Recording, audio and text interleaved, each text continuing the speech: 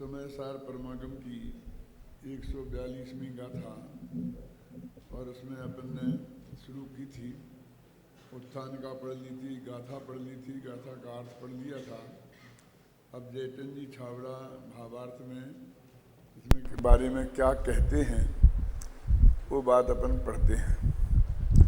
यद्यपि गुरुदेव का, जयचंद जी छाबड़ा का और अनेक अनेक कोटेशन देने से विषय का रिपीटिशन होता है, लेकिन अध्यात्म में विषय का रिपीटिशन होना दोष नहीं है, गुण है। क्योंकि अब हमको सारी जिंदगी करना क्या है? वस्तु का स्वरूप समझकर और उसी का ही चिंतन मनन करना है। जब तक समझा नहीं है तो हमें समझने के लिए अध्ययन करना है, तो उसमें बाँचना, परीक्षना और अनुपरीक्षा करनी है। और उसके बाद सारे जीवन यदि हमारा उपयोग आत्मा में स्थिर नहीं होता है कि कम होता है, तो बाकी जो आमनाय जिसे बोलते हैं हम, वो आमनाय नाम का स्वाध्याय करना है, उसी का रिपीट करना है।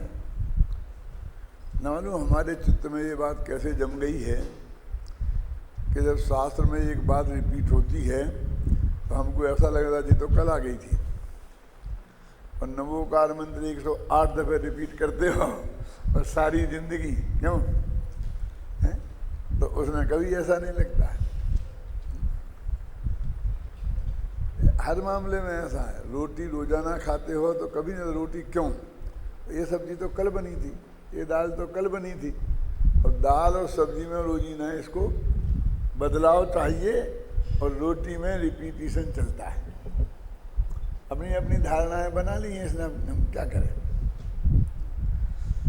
तो अध्यात्म जो है, इसमें भक्ति में, अध्यात्म में ये रिपीटिशन दोष नहीं है, गुण है। सिद्ध चक्र विधान की एक जयमाला उसमें आता है, जयमाला के पहले जो छंद होते हैं ना, कुछ अर्घों के बाद जयमाला के पहले, तो उसमें लिखा है कि हे भगवान, मैं तुम्हारी स्तुति करता हूँ और बार बार वही बातें आ जाती हैं। तो उसमें लिखा है, नहीं भक्ति भाव में नहीं पुनरुक्त भणंत, पुनरुक्ति को दोष नहीं माना जाता। क्या? तो अभी पढ़ते हैं अपन कि जीव कर्म से बंधा हुआ है तथा नहीं बंधा हुआ है, यह दोनों नए पक्ष हैं। अभी व्यवहार नए को कितना हे बताते आ रहे हैं जब से, और उसकी अपेक्षा से निश्चय नए को उपादेय बताते आ रहे हैं। और जहाँ भी निश्चय नए के किसी भेद को हे बताना उन्हें है, तो वहाँ उसे व्यवहार कह के ही उसका हे बना बताते हैं। ठीक है, ये तो व्यवहार है, ऊपर की नए की अपेक्षा ये व्यवहार हो जाता है। कहते हैं नहीं कहते? यानी सीधी सच्ची बात है कि निश्चय उपादेय और व्यवहार ही रहा। जैसे कि परद्रव्य के संयोग की बात है, ये तो सब व्यवहार ही व्यवहार है, क्योंकि वो है ही नहीं। वो कभी निश्चय पने को प्राप्त नहीं होता है शांति जी। लेकिन जो रागादि आत्मा का है, उसे सब भले ही अशुद्ध निश्चय नहीं कहें, लेकिन उसे निश्चय का नाम दिया गया है। अब अंतर समझना, एक वो व्यवहार जो कभी निश्चय नहीं बनता, एक वो निश्चय जो कभी व्यवहार नहीं बनता। असद्भूत व्यवहार में कभी निश्चय नहीं बनता, और परम शुद्ध निश्चय में कभी व्यवहार नहीं बनता। अब अशुद्ध निश्चय में, एक देश शुद्ध निश्चय में, और परम साक्षात शुद्ध निश्चय में, उसको साक्षात भी कहते हो, अकेला शुद्ध निश्चय नहीं भी कहते हैं। शास्त्र में दोनों नाम आते हैं, लेकिन अपन साक्षात इसलिए लगाते हैं कि जो परम शुद्ध निश्चय नहीं से उसको हम अलग कर सकें। ये अपने नीचे के नए से अपेक्षा निश्चय हैं और ऊपर की अपेक्षा व्यवहार है। तो ऐसे एक दूसरे को निषेध करते चले जाते हैं कि रागादि अपना है, अशुद्ध निश्चय ने कहेगा हाँ पक्का है, तुम हो, तुम उसके स्वामी हो, तुम उसके कर्ता हो, तुम उसके भोक्ता हो। गलती करोगे और स्वीकार नहीं करोगे तो व्यवहार प्रायश्चित भी नहीं होगा। क्यों? इसलिए तुम रागा देख के करता हो ये मानो, और क्या तुम्हें हमेशा करना है ना कि नहीं करना है ना? तो आत्मा का स्वभाव रागादि करने का नहीं है, ऐसा कह के उसे व्यवहार कह करके और उसे अगले नए को कहा एक देश शुद्ध निष्ठ ने ये भी भाई साहब करने योग्य कार्य है। फिर कहा कि अपूर्णता तक कब तक रहोगे, अपूर्णता में कब तक रहोगे, पूर्णता को प्राप्त करो ना। इसलिए उसे व्यवहार कह दिया और पूर्णता को उपादेय कह दिया, निश्चय कह दिया। फिर कहते हैं कि ये जो पूर्णता है वो तुमने अभी दृष्टि में की है, तुम्हें प्राप्त थोड़ी हुई है, उसके बाद तो नए ही नहीं रहते हैं। यदि पूर्णता माने केवल ज्ञान प्राप्त हो जाए तो नयों का काम ही नहीं है। लेकिन तुमने अभी निर्णय किया है क्या? तो वो कहते हैं कि इसके लक्ष्य से तुम्हें पूर्णता के जो पर्याय वाली पूर्णता के लक्ष्य से पूर्णता प्राप्त नहीं होती है, द्रव्य स्वभाव की पूर्णता के लक्ष्य से पूर्णता प्राप्त होती है। इसमें भी मैं आपको एक बताता हूँ, श्रीमद् का एक वाक्य है कि पूर्णता के लक्ष्य से ही शुरुआत होती है। सुना क्या नहीं?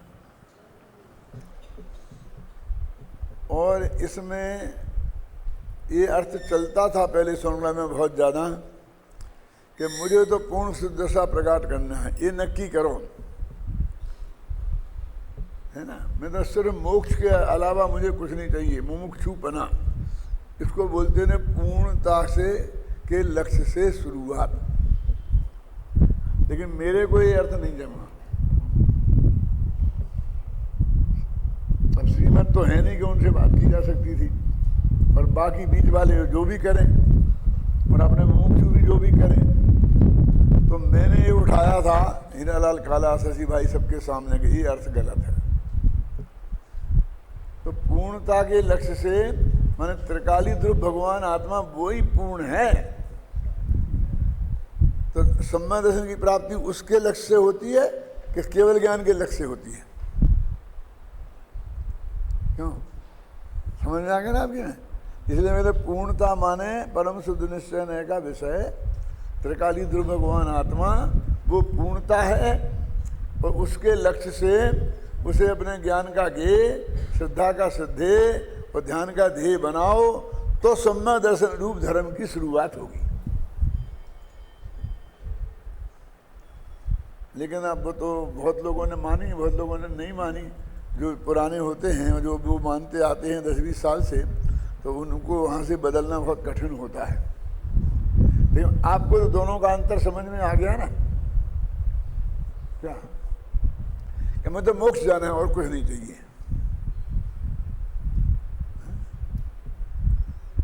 उससे अपना उनका नाम बना मुमुक्षु। शांति जी ने अपनी क्लास में कहा ना थोड़ा, मुमुक्षु और आत्मार्थी। जब आत्मार्थी ट्रस्ट जो दिल्ली में बना ना, जब उसकी स्थापना हुई तो उसमें तो मैं शुरू से ही सक्रिय रहा था।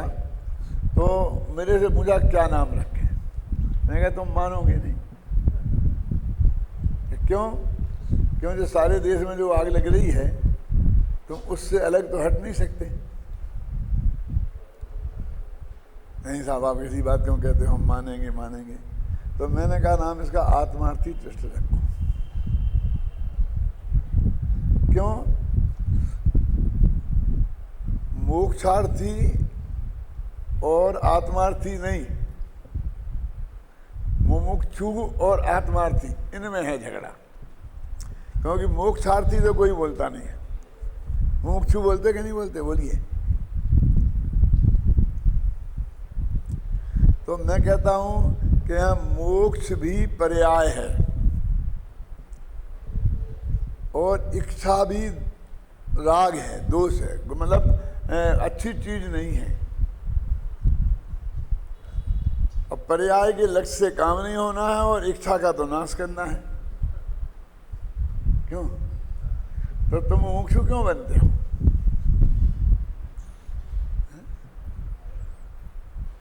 आप समझ गए ना? और आत्मा ये द्रव्य स्वभाव का नाम है, त्रिकाली ध्रुव का, और अर्थ माने होता है प्रयोजन। तो आत्मा ही है प्रयोजन जिसका, माने आत्मा के अलावा मुझे कुछ नहीं चाहिए, आत्मा के अलावा मुझे कुछ नहीं चाहिए। आत्मा तो तू है ही, फिर तुझे चाहिए क्या? तो सीधा अर्थ हो गया कि मुझे कुछ नहीं चाहिए, तो चाय खत्म हो गई ना। आप कहें इसमें भी तो हो गया ना, आत्मा के अलावा कुछ नहीं चाहिए, मैंने आत्मा तो चाहिए, तो वो भी सही नहीं है, क्योंकि चाहिए वाली बात तो तूने खड़ी रखी है ना, मांग तो रखी है। भले ही तूने इतनी बातें करी हो, नाराज मत होना, ये मैं आपको उत्कृष्ट बात बता रहा हूँ, और जो कि अपनी चीज़ें प्रसिद्ध हैं उनको बोलता हूँ, लेकिन वो किसी की आलोचना नहीं कर रहा हूँ मैं, इस रूप में मत लेना, नहीं तो कह नहीं सकता फिर मैं। सबसे बढ़िया बात में अपन प्रस्तुत करते हैं ना शांतिलाल जी, इंद्रादि के पद नहीं चाहूं, विषयन में नहीं लोभाऊं, रागादि के द्वेष हरिजे, परमात्मा में निज पद दीजे। जो मैं नवोकार मंत्र पर व्याख्यान करता हूँ, तो मैं ये कहता हूँ कि बहुत बढ़िया बात कही है, लेकिन मांगना तो बंद नहीं किया मांगना तो नहीं छोड़ा। भले इंद्र पद नहीं मांगा, 5 इंद्रियों के विषय नहीं मांगे, चाहे राग देश का हरण करने की चाह की, वो चाह भी तो राग ही है। और निज पद माने मोक्ष पद है, वो मेरा मोक्ष पद दीजिए, तो मोक्ष भाई मोक्ष हो गए ना।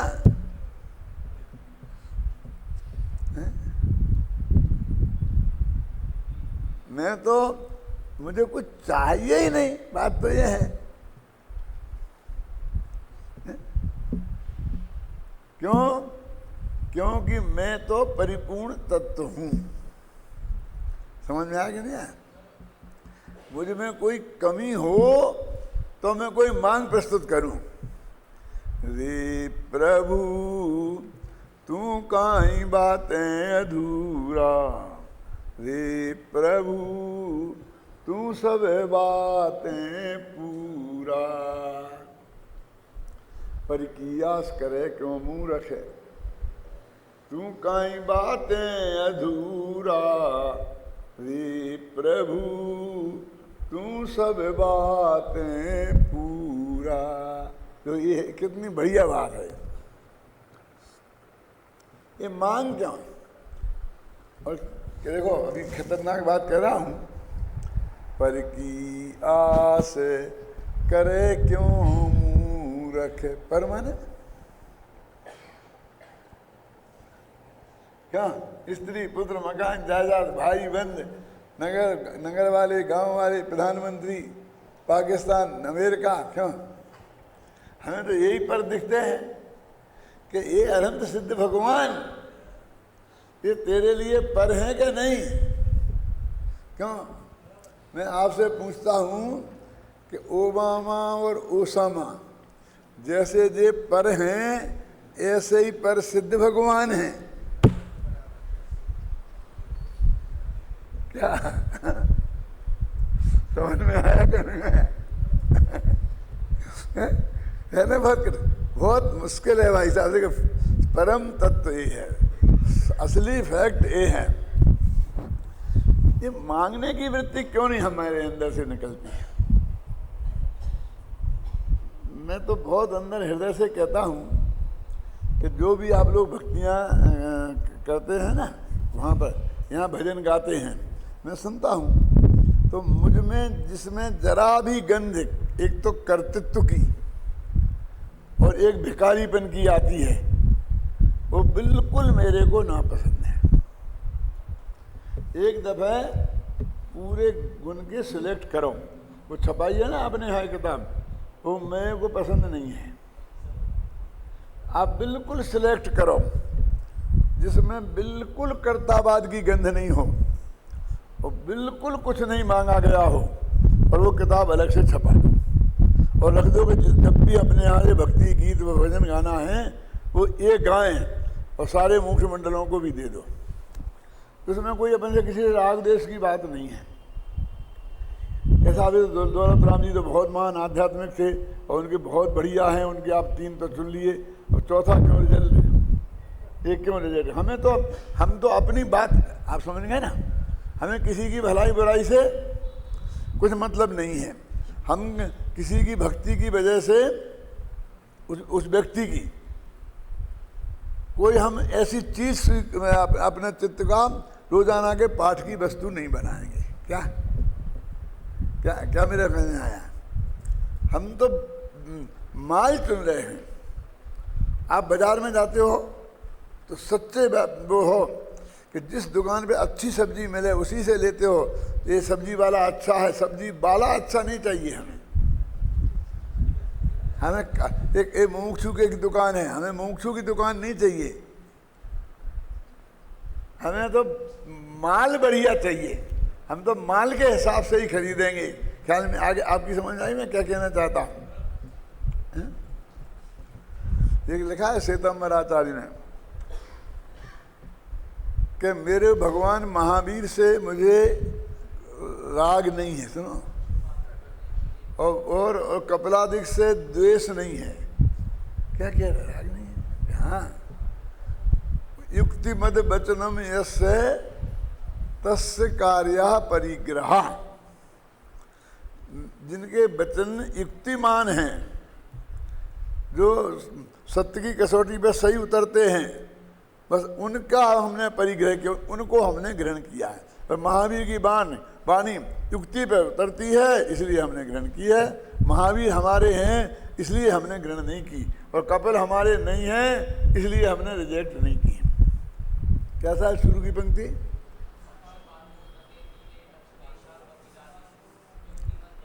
युक्तिमत वचनम यस्य तस्य कार्य परिग्रह, ये तो मैं नहीं बता दिया और मुझे वही मुद्दे की बात याद रहती है। अब ऊपर की पंक्ति इतना मुझे मालूम है कि वीर से मुझे राग नहीं है और कपिल से द्वेष नहीं है, लेकिन वो पंक्ति पूरी ख्याल में नहीं है। हाँ, पक्षपातो न मे वीरे और न द्वेषः कपिलादिषु, समझे ना, ये बात है। कितनी बढ़िया बात कही। कई श्वेतांबर आचार्यों की बहुत अच्छी अच्छी बातें हैं। जब अपना शिविर आगरा में लगा था ना, चौथा शिविर माने 72-73 में, तो वहाँ पर सामने ही जहाँ शिविर लगा था एक स्थानक वासियों का आश्रम था, वो स्थानक, और वहाँ अमर मुनि ठहरे हुए थे।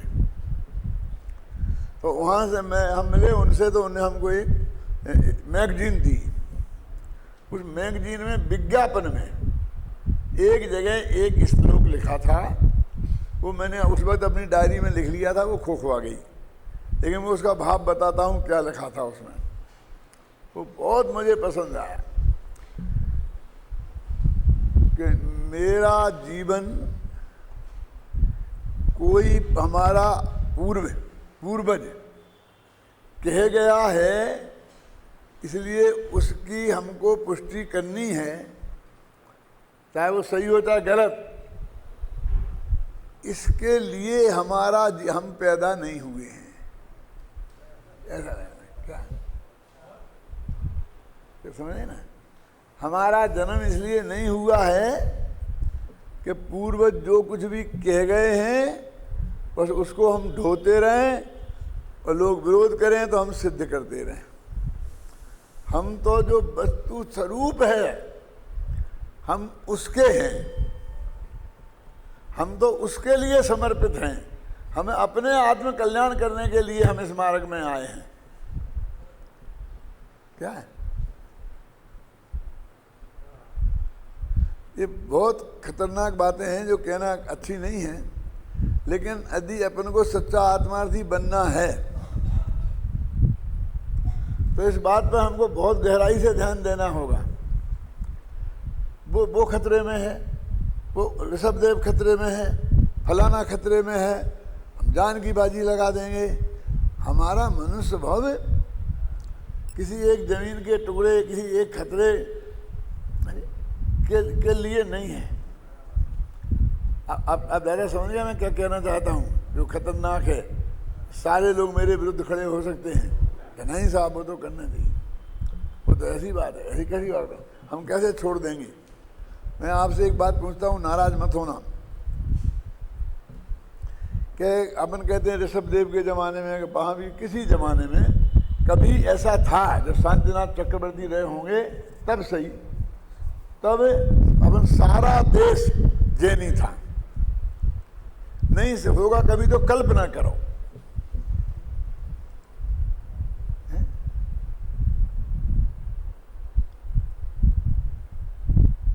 और आज हम जिस पोजीशन में हैं, यानी सारा देश हमारा था, माने हर घर हमारा था।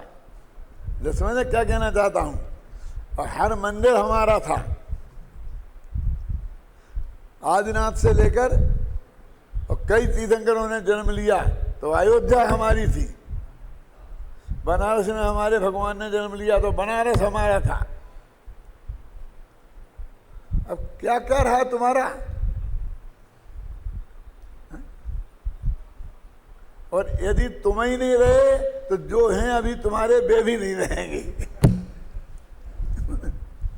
क्या क्या समझ में आया? ये तो जब आदमी ही नहीं रहेंगे, मतलब जो आदमी जैनी है और वो अजैनी में कन्वर्ट हो जाएगा तो वो उनका घर कहेगा मैं तो जैनी था तब का मेरा ये घर है, इसलिए मैं जैनियों को दे दूं और मैं दूसरा मैं लूंगा हिंदुओं वाला घर। ऐसा होगा? वो उसका घर उसके साथ जाएगा कि नहीं जाएगा? बताओ मुझे, समझ में आ रही कि नहीं आ रही? यदि आपने मुमुक्षुओं ने एक मंदिर बनाया और उस गांव में एक भी मुमुक्षु नहीं रहा तो आप हाथ जोड़ोगे बाकी के दिगंबरों से, भैया तुम संभालो इस मंदिर को। और यदि उनने ये कह दी कि हम तो फूल चढ़ाएंगे, तुम्हें जो दिखे तो कहना संभालना, तो सुमित प्रकाश जी, मैं आपको बहुत मर्म की बात बताना चाहता हूँ। मोटानी को मैंने कही है और उनसे उसे छापने के लिए भी कहा है, वे छापेंगे तो फिर अपन भी छापेंगे। मैं बड़ौदा यहाँ पे गया था पर्यूषण में, वहाँ से गुरुदेव जहाँ रहे थे पालेज, तो मैं वहाँ के दर्शन करने के लिए गया। फिर मुझे लगा गुरुदेव रहे कुछ दिनों, तो गुरुदेव के प्रति जो राग है ना, उसकी वजह से हम गया। तो वहाँ जो मंदिर देखा, उस मंदिर में आप भी जाके देखना एक दफे, और जो मैं कह रहा हूँ उस बात पे गंभीरता से विचार करना, कि उस मंदिर में गुरुदेव की फोटो लगी थी और विद्यासागर जी की लगी थी, विद्यानंद जी की लगी थी, आचार्य शांत सागर जी की लगी थी, और ऐसे सब वो उसमें फोटो थे। आपने देखे हैं क्या? नहीं देख लिया हैं? देखो 65-70 मुनियों के फोटो उसमें लगे थे, ऐसे ग्रुप के ग्रुप में लगे थे। और वो सोनगढ़ वालों ने ही मंदिर बनाया था, उसकी प्रतिष्ठा भी पूरी सोनगढ़ वालों की तरफ से ही हुई थी। समझे ना? अब वहाँ जो मुख्य उसके कर्ता धर्ता थे, एक मनसुख भाई करके, जो पूज्य गुरुदेव श्री के ही शायद भुआ के ऐसे लड़के वड़के ऐसे कुछ थे, जिनकी पार्टनरशिप में गुरुदेव दुकान करते थे। और गुरुदेव की मैं दुकान भी देख के आया हूँ, जिसमें गुरुदेव रोजाना बैठते थे, और वो मंदिर भी, और वो भाई भी उनके बगल में ही उनका मकान है। वो मनसुख भाई के तो नहीं है, उनके लड़के हैं। बस एक घर मुमुक्षुओं का वहाँ रह गया, ख्याल में आई ना? और बाकी 50 घर दिगंबरों के हैं, कुछ पुराने हैं, कुछ नए आ गए, नौकरी में आ गए, कुछ कोई व्यापार की वजह से आ गए। ख्याल में अब व्यापार में तो कौन जाएगा पालेज? अब नौकरी में तबादले हो जाते हैं तो पहुंच जाते हैं। तो हमने उनसे पूछा कि भाई साहब ये क्या क्यों हुआ? कि साहब ये तो गुरुदेव के समय से ही हो गया है। ये बता दूं, मैं आपको जिस बात के लिए सुना रहा हूँ और जिस बात के लिए मैंने छापने के लिए उनको बोला है, उनकी हिम्मत पड़ेगी छापेंगे तो। अभी वो भाई जिंदा हैं जिनने मुझे से बात करी है, उनसे जाके पूछ सकते हो आप कि साहब ये तो जब ही सही हो गया। हमने क्यों है, क्या बात करते हो यार तुम? हम तो कोई उनकी एक पत्रिका लगा दें तो हमारी जान ले लेते हैं लोग।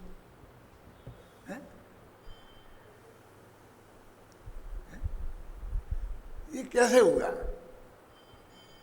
तो उन्होंने कहा हम गए थे गुरुदेव श्री के पास, तो गुरुदेव श्री ने कहा चलने दो। क्यों? अब तुम वहां हो ही नहीं तो मंदिर को सूना करना है क्या, खाली करना है क्या? दर्शन पूजन करने तो आते हैं ना, क्या दर्शन करते हैं और मंदिर है नहीं दिगंबरों का, तो वे आगे दर्शन करते हैं, पूजन करते हैं, तुम्हारी शुद्ध तेरा पंथ हमना ऐसे करते हैं। आप समझ गए ना? तो अभी ये तुम इसमें इस झगड़े में नहीं पड़ो। क्या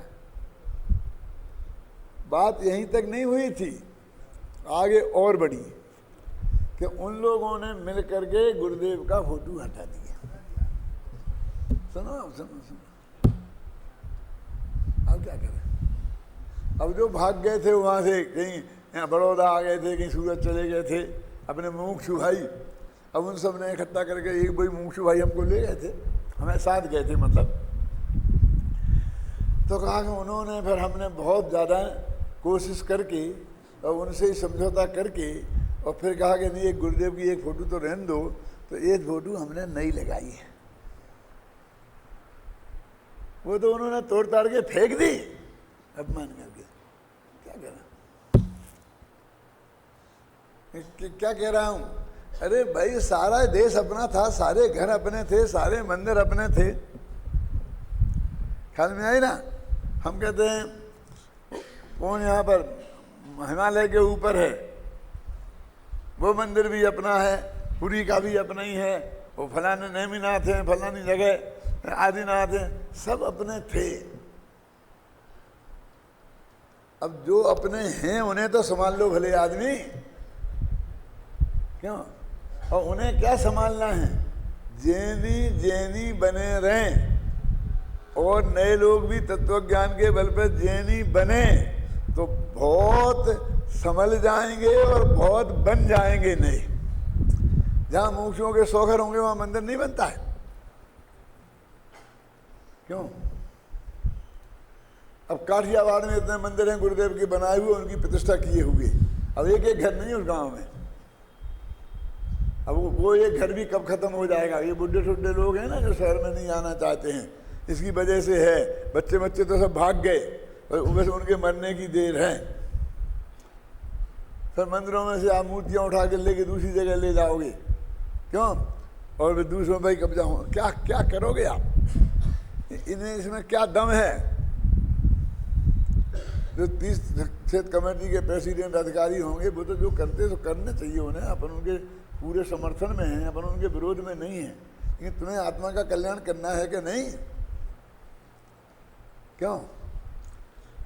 संतों ने अपना घर छोड़ा है, आनंद दिगंबर रूप धारण किया है, और हमने भी अपना जीवन समर्पित किया है।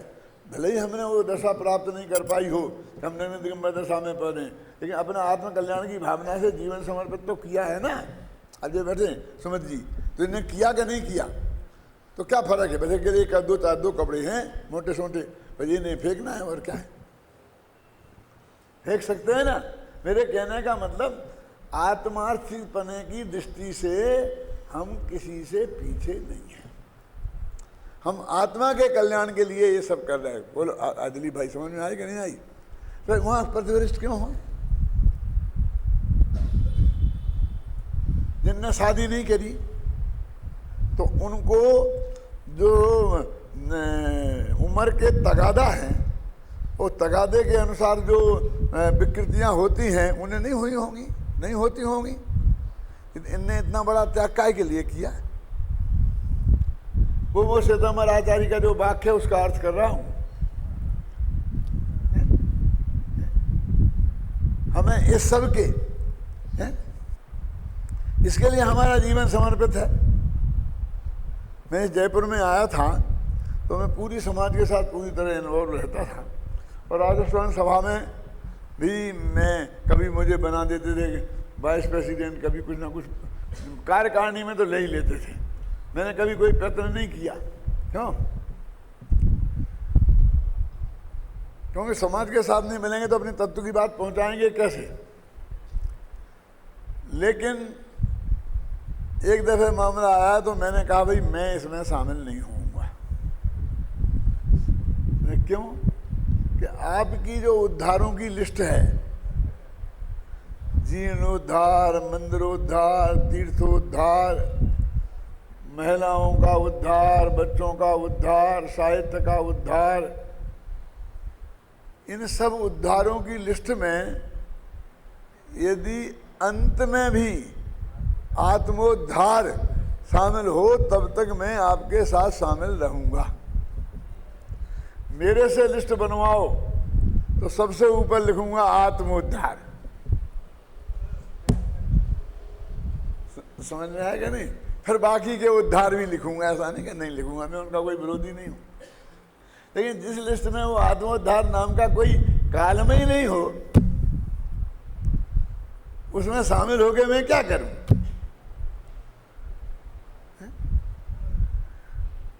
तो जिन लोगों ने अपना पूरा जीवन इसके लिए समर्पित किया है, आत्मकल्याण के लिए, और मैं ये मान के चलता हूं कि जिनने शादी नहीं की, गृहस्थी नहीं बसाई, उनने आत्मकल्याण के लिए ही अपना जीवन, क्यों, किसी तीर्थ की रक्षा के लिए, किसी बिल्डिंग की रक्षा के लिए, किसी विधवाओं का उद्धार करने के लिए, इसके लिए उसने ब्रह्मचर्य व्रत नहीं लिया है। यदि उसने विधवाओं का उद्धार करना था तो एक विधवा से शादी कर लेता तो कम से कम एक का उद्धार तो होता।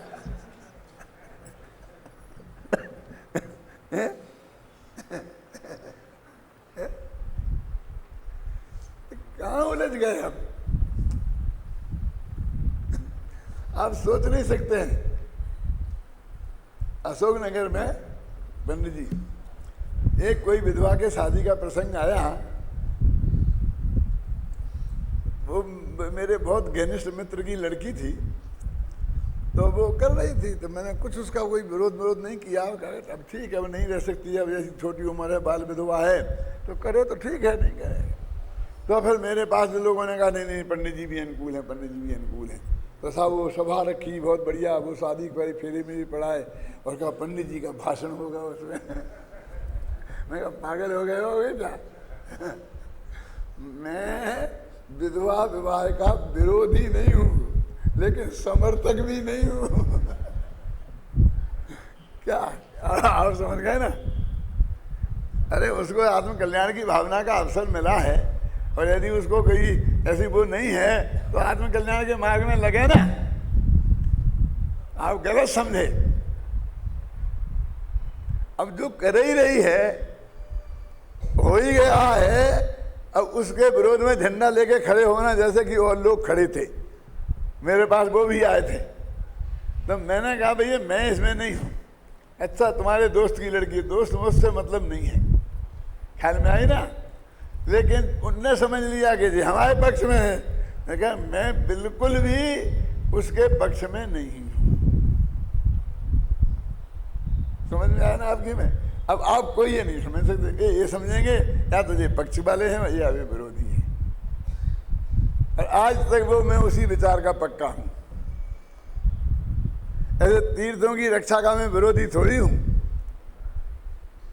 आप समझिए ना? मैंने कहा था भरी सभा में और व्यक्तिगत भी, क्या भाई आप समय शकर में जो काम कर रहे हैं वो बहुत बढ़िया है, उसका मुझे कोई विरोध नहीं है, समझे ना? और मेरा समर्थन भी समझ लो, यहाँ तक भी मुझे कोई दिक्कत नहीं है। लेकिन तुम कहो कि मैं उसके बारे में अपनी जिंदगी का एक सेकंड मेरे पास उपलब्ध मान लो तो एक पैसा, वो जो भी शक्ति है वो मैं उसमें नहीं लगा सकता। आप समझ रहे ना आपकी में? जब आप करो कोई बात बोलना हो तो मैं उसकी अनुमोदना कर दूंगा। मेरी दृष्टि में वो अपना जीवन, अपना ज्ञानोपयोग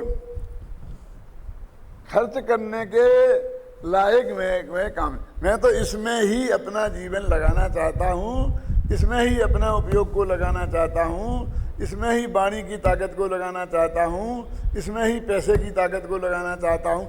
जो कुछ भी इस लोक में अपना कहा जाता है, मुझे इसके बाहर कुछ करने का विकल्प नहीं है।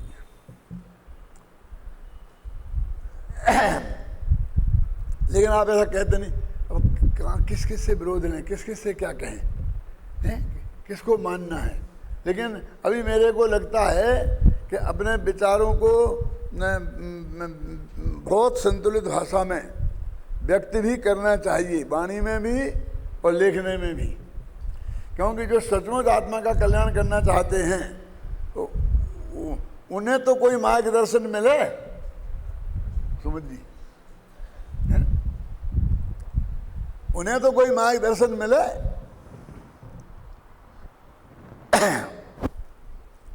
तो ऐसे ही ये नए पक्षातीत की बात है, इसलिए कह रहा हूं मुझे ये नए पक्ष। मेरा जन्म व्यवहार के विरोध के लिए और निश्चय के समर्थन के लिए नहीं हुआ है, नए पक्षातीत होने के लिए हुआ है। समझ गए ना? इसमें से जो इतनी बात मैंने करी, कोई ऐसा मत समझना मैं प्रसंग बदल के कहीं यहाँ पर ऐसे भटक गया हूँ। अब कौन सी बात शुरू हो रही है, इन उदाहरणों से आपको ये मालूम पड़ेगा कि अभी ये निश्चय नए के पक्ष को भी व्यवहार जैसा ही है कह रहे, पक्षपात कह रहे हैं। आप समझ रहे ना? ये कहना मैं चाहता हूँ कि भैया वो जो परम शुद्ध निश्चय न है, उसको तो आश्रय करने के लिए कहा है समय सार में, निश्चय नयाश्रित मुनिवरो प्राप्ति करें निर्वाण की। क्यों कहा कि नहीं कहा? अथवा निश्चय नय से जाने हुए नौ तत्व वही सम्यक दर्शन है। अरे भैया उसका ये अर्थ नहीं है जो तुम समझ रहे हो। वो निश्चय नय की विषयभूत जो वस्तु है वो अपना भगवान आत्मा है, तो उसे भी शुद्ध नय कहते हैं, तो उसको आश्रय करने की कहते हैं। वो नय के पक्ष को नहीं, उसके दो अर्थ होते हैं। कौन कौन? एक वो नयाधिराज, जिसे पंचाध्यायीकार नयाधिराज कहते हैं, वो नय परम शुद्ध निश्चय नय, और दूसरा परम शुद्ध भावग्राही शुद्ध द्रव्यार्थिक नय। ये वो और एक उसका विषय, तो उसको भी शुद्ध नय कहते हैं। तो शुद्ध नय के आश्रय से मुक्ति होती है ये कहते हैं, तो नय के की बात नहीं है, वो नय की विषयभूत वस्तु की बात है। और जब व्यवहार को हे कहते हैं तो व्यवहार को छोड़ने की बात नहीं है। वो व्यवहार नय की विषयभूत वस्तु, माने व्यवहार नय स्त्री पुत्र मकान जायदाद को अपना कहता है, तो तुम्हें क्या छोड़ना है? ये व्यवहार नय को नहीं, उनमें को मैं अपनापन मानना छोड़ना है। दोनों जगह वस्तु को ग्रहण कराते हैं, वस्तु को छुड़ाते हैं, नय को नहीं। नय तो सम्यक ज्ञान के अंश हैं, उन्हें छुड़ाने का काम क्या? चाहे निश्चय नहीं हो, जब जीव कर्म से बंधा हुआ है, ये घबराना नहीं। इसमें अपन जितना पढ़ेंगे ना समय लगेगा तो, क्योंकि आगे तो इकट्ठा काम थोक के भाव निपटना है 20 कलशों का है? वो उन 20 कलशों पर भी व्याख्यान हो गया, ऐसा समझना है? समझ गया ना? वो जो आप पाठ रोजीना कर रहे हैं, जीव कर्म से बंधा हुआ है तथा नहीं बंधा हुआ है, यह दोनों नए पक्ष हैं। कल कहा था ना, ये तो झगड़े का काम है। वो कहते हैं, ये कहता बना, ये कहता नहीं बना। कहते बंद की कथा ही झगड़ा पैदा करती है, लिखी है ना, बंद कहा ये यत्वे तेन विसंवादनी होई। ये बंद की कहानी ही झगड़ा पैदा करती है। ये लाए कहां से तुमको बनाया के छूटा है? बोलो भैया, तुम भारतीय जनता पार्टी वाले हो कि कांग्रेस वाले? बोलो। जिसको कुछ लेना देना नहीं है वो कहते लाए कहां से तुम हमसे इस प्रश्न? हमें किसी पार्टी का होना जरूरी है क्या? नहीं, वोट किसको दोगे? हाँ, आगे नए पक्षातीत हो गए, हम सब नए पक्षातीत हो गए। मैंने भी नहीं डाला होगा 20-25 वर्ष से। तो कोई जैनी मैनी कहीं खड़ा हो जाता है और जबरदस्ती पकड़ू के ले जाता है तो वो नाराज ना हो जाए इसलिए डाल दिया होगा 20, समझे ना? नहीं तो मैं अपनी तरफ से तो कभी गया नहीं। काय को है कि उस लेन में खड़ा हूं? लेन में खड़ा होना ही भूल गया हूं। पहले तो रेलवे का टिकट खरीदने के लिए भी लेन में खड़ा होना पड़ता था। क्यों? अब तो मैं लेन में खड़ा होना ही भूल गया हूं। ये तीर्थों पे दर्शन करने जाते हैं ना और वहां में लेन में खड़ा होना पड़े तो मैं कहता हूं मुझे करना ही नहीं है। मुझे इतना कोई तीव्र विकल्प नहीं है कि 8 घंटा 1 घंटा लेन में खड़े रह गए धूप में और फिर नंबर आए और 2 मिनट जाकर के उनके सामने ऐसा देखता कैसे निकल के बाहर आ जाओ। अरे मैं तो अब भी आंखें बंद करके देख सकता हूं। क्यों मैं इतना इंतजार क्यों करूं? ऊपर के अपने भगवान है ना, अभी 1 सेकंड में दर्शन कर सकता हूं। नहीं कर सकते? पीछे देखने की जरूरत नहीं है। पीछे है? ये तो इधर है ना। चित्त में उपयोग को उधर घुमाया। ऐसे भी दर्शन होते हैं अम्मा जी, होते हैं। बताऊं कहाँ होते हैं? सहायक संबंधी का उदाहरण देके बताता हूं। आपने तो सुना होगा कि सौधर्म इंद्र की कितनी तेज चाल है कि जब वो नाचता है और आप ताली बजाते हैं ऐसा ऐसा, तो एक ताली आपने बजाई और फिर दूसरी बजाई, इतने में वो सारे अकीर्तन चैत्यालयों की वंदना करके वापस आ जाता है और आपकी ताली में ताली मिला देता है। पढ़ी कहीं नहीं पढ़ी? बहुत, ये तो पूजा पाठ वाले ही बताते रहते हैं।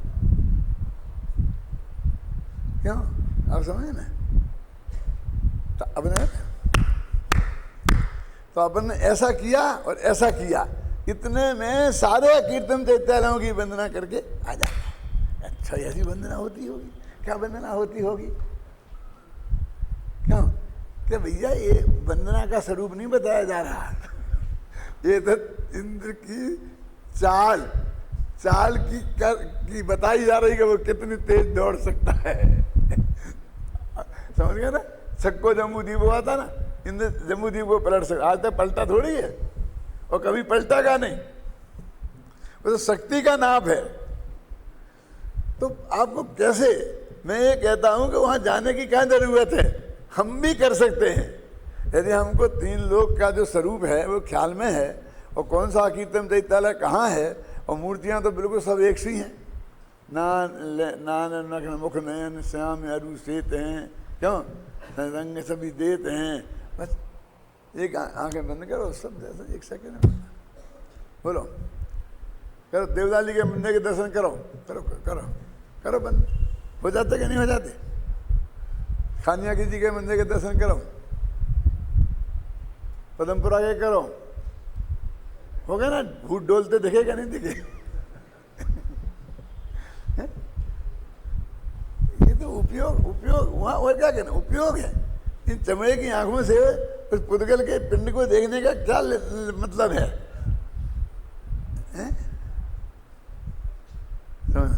देखो, उसमें से किसी ने बंद का पक्ष ग्रहण किया, लिखा ना, और उसने विकल्प ही ग्रहण किया। देखो, और देखो, और किसी ने अबंध का पक्ष लिया, माने किसी ने, माने कौन? हम तुम में से कोई नहीं, शुद्ध निश्चय नहीं।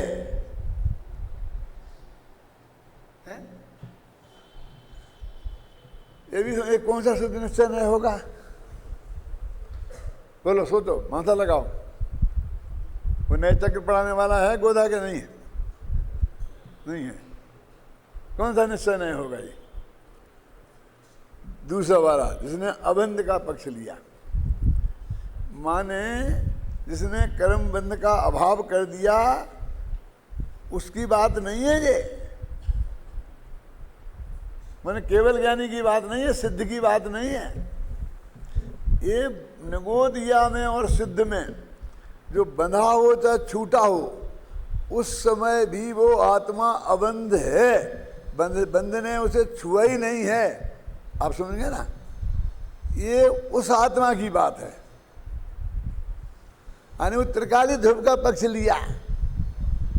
तो त्रिकाली ध्रुव का रखना क्या नहीं रखना, ज्ञान का दे, ध्यान का दे, सदृष्टि का दे, अरे उसे कौन मना कर रहा है? ये तो नए पक्ष का निषेध कर रहे हैं। अबंध है, अरे अबंध तो ये बंध के निषेध की तरफ से बात है भाई साहब, नहीं आई हुई स्पष्ट। देखो अभी बताता हूँ जरा सुन के। क्या आप कौन हैं? अरे आप मुझे नहीं जानते हैं, मैं उसका मामा हूँ, उसका फूफा हूँ। क्यों? उसका बेटा हूँ। तो भैया ये तो तुम किसी के हो, तुम किसी के, हम ना किसी के और कोई ना हमारा, तो फिर तुम हो क्या नहीं? तो वो बताओ ना तुम। क्यों? तो मैं निर्मल कुमार हूँ, मैं फलाना कुमार, ये नहीं। तो मैं मनुष्य हूँ, अरे मनुष्य तो तुम गति की अपेक्षा हो। क्या मैं सैनी पंचेंद्रिय हूँ, ये तो इंद्रियों की अपेक्षा है। कोई अपेक्षा नहीं लगाओ। और तुम हो क्या नहीं हो, ये तो तुम दूसरों की तरफ से अपने को नाप नाप के बता रहे हो। तो कर्म से बंधा हो, कर्म से नहीं बंधा, ये कर्म से नाप नाप के बता रहे। तो अपने तक कहाँ पहुंचे? अब समझ में आया कि नहीं आया? जब हम किसी के कुछ नहीं हैं, क्यों कि तुम राजस्थानी हो कि मध्य प्रदेशी? नहीं, हम कोई राजस्थानी नहीं, हम कोई मध्य प्रदेश, किसी का कोई प्रदेशी विदेशी नहीं है। कि हिंदुस्तानी का, हम हिंदुस्तानी भी नहीं कि क्या बात है, पासपोर्ट तुम्हारा कहाँ का है? बांग्लादेश से भाग के आए हो क्या? कि भाई तुम समझ ही नहीं सकते हो। ये तो किसी देश की अपेक्षा, प्रांत की अपेक्षा, भाषा की अपेक्षा, ये सारी अपेक्षाएं हैं। और मैं किसी की अपेक्षा नहीं हूं, मैं एक निरपेक्ष तत्व हूं। अब आया समझ में कि नहीं? अब सोचो तुम, कल कोई एक बता रहा था क्लास में कि तुम मनुष्य की बात करोगे तो तुम 70-80 वर्ष के होके रह जाओगे। तो शायद रात को व्याख्यान कर रहा था ना प्रद्युमन, वो कह रहा था 70-80 वर्ष के होके रह जाओगे यदि तुम अनादि अनंत तत्व हो। क्यों? तो तुम मनुष्य नहीं हो सकते, तुम देव नहीं हो सकते, तुम नारकी नहीं हो सकते, तुम केवल ज्ञानी नहीं हो सकते, क्योंकि वो केवल ज्ञान भी अनादि अनंत नहीं है। तुम सिद्ध नहीं हो सकते। क्यों? पुरुषोत्तम बाबू आया ख्याल में कि नहीं आया? ये किसी पर्याय की अपेक्षा बात कर रहे हो तुम। तो तुम्हारी पर्याय में अहम बुद्धि है, और पर्याय में अहम बुद्धि मिथ्या दृष्टि को बोलते हैं। पज्जे मूढ़ा ही पर समय आए। वो द्रव्य जो तुम किसी की अपेक्षा नहीं हो, और फिर हो के नहीं हो कि फिर क्या है? इसका मतलब तुम फिर कुछ नहीं हो। इसका अर्थ है कि तुम्हें उस द्रव्य का पता ही नहीं है? क्यों? हमारा तो सब कुछ लुट गया। अब हम तो अब भैया हम कुछ नहीं है। क्यों कुछ नहीं हो? अब ना हम समाज के अध्यक्ष हैं, ना हम समाज के मंत्री हैं, ना हम अब करोड़पति हैं, ना हम किसी मकान के मालिक हैं, ना किसी की दुकान में मुनीम हैं। क्यों? बिल्कुल हम तो चौराहे पे खड़े हैं। क्यों? अरे भाई तुम्हारा पूरा अस्तित्व अभी तुम्हारे पास है। वो लुटा तो वो है जो लुट सकता है, लेकिन तुम लुटने वाले तत्व नहीं हो, तुम तो अलुटने वाले तत्व हो, अलूट तत्व हो। मालूम है क्या कहता हूं कि चोरी का माल किसे कहते हैं? आप लोगों के पास चोरी का माल है क्या? नहीं। वो इनकम टैक्स की चोरी नहीं कह रहा हूँ मैं, तो खूब करना, तुम नहीं करोगे तो हमारी संस्थाएं चलेंगी कैसे? मैं कोई अनुमोदना नहीं कर रहा हूँ, उसका पाप नहीं बांध रहा हूँ। आप समझना मैं क्या कहना चाहता हूँ।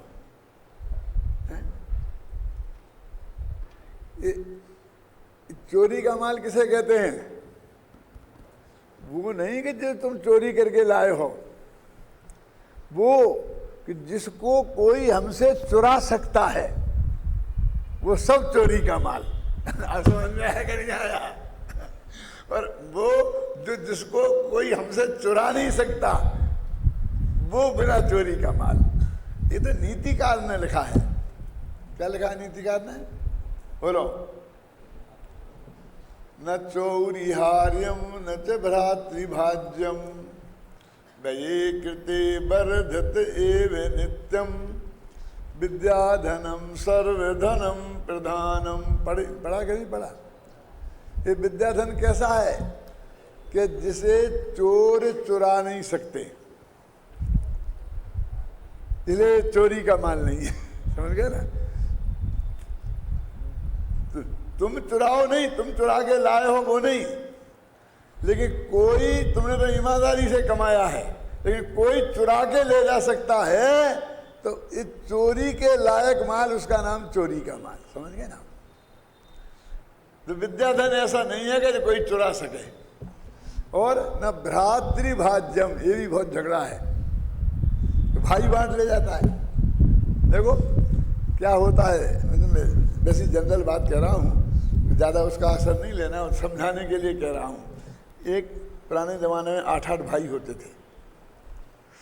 बड़ा भाई का बेटा और छोटा भाई कभी कभी उससे बड़ा होता था, बड़े भाई का बेटा।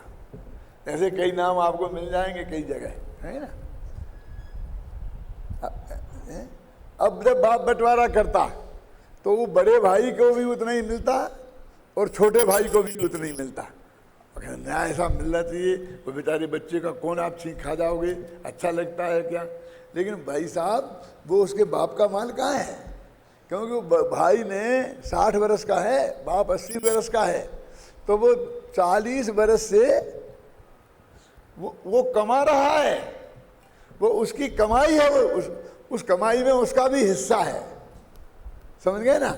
और अभी छोटे ने एक पैसा नहीं कमाया है, अभी तो पढ़ ही रहा है, खर्चा ही खर्चा किया है, लेकिन हिस्सा बराबर का। मुझे कोई गवर्नमेंट का कानून हो, तुम्हारे कोई हो, तो मुझे कोई ऐतराज नहीं है, लेकिन न्याय आप सोचो, तो उसे फिर उसे नहीं सारा भाई बांट ले जाएगा। तो बड़े भाई क्या करते थे, हम तो न्यारे हो जाएंगे, तो वो जल्दी न्यारे हो जाते। अब इन 10-10 को पालो, छोटे भाइयों को। उसकी पत्नी कहती है इनको हम सेवा करें दिन रात, ख्याल में आई ना? और फिर आज बाद में ये हमारी संपत्ति के हिस्सा ले जाएंगे, हम 10 में के हिस्सा ले जाएंगे, हमने हमारा हो जाते थे। इसलिए वो बड़े भाई लोग अपने बाप से भी अलग हो जाते थे। उसके पीछे, अरे भाई अब मेरा बेटा ही छोटे भाई से बड़ा है, तो फिर उसका भी हिस्सा रखो ना। क्यों? नहीं नहीं नहीं, तो उसको तो जो 10वां हिस्सा मिलेगा, और भाग्य से उसके भी 10 हुए तो उसे 100वां हिस्सा मिलेगा। वो तो सड़क पे आ जाएगा, सारी जिंदगी कमाई करे पर सड़क पे आ जाए। तो भ्रातृभाज्यम वाला मामला भी छोटा मोटा मत समझना आप इसको, कि भाई बांट ले जाता है। न चौरिहार्यम न च भ्रातृभाज्यम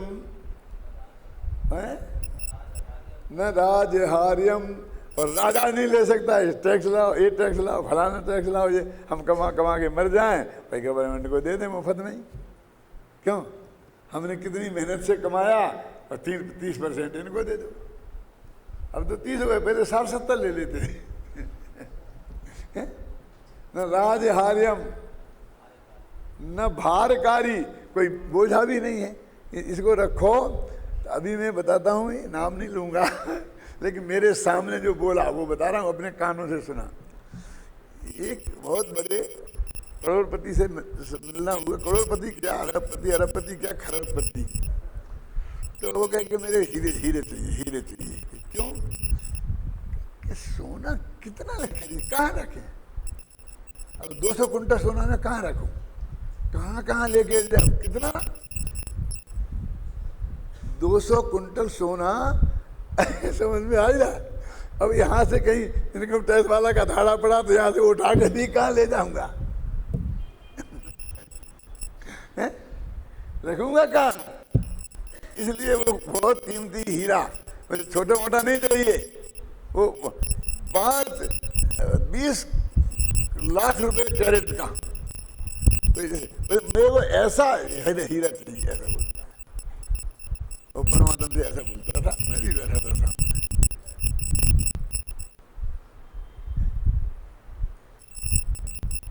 क्योंकि उसका भी वैल्यू इतना होता है कि ना रखने की जगह है, ना छुपाने की जगह है, ना यहाँ से वहाँ उठाने की जगह है, मजदूरों को ले जाना पड़े।